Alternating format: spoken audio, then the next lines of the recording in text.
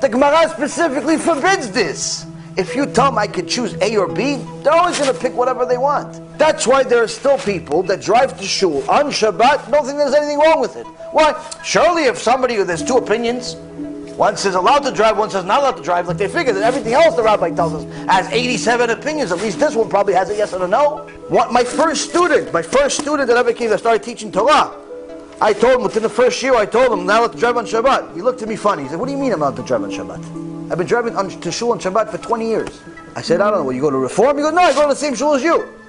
I said, I'm sorry, Babil, you're not allowed to drive on Shabbat. He goes, but to the Knesset I'm allowed though, right? He said, only to the hospital if you're dying, or somebody else is dying.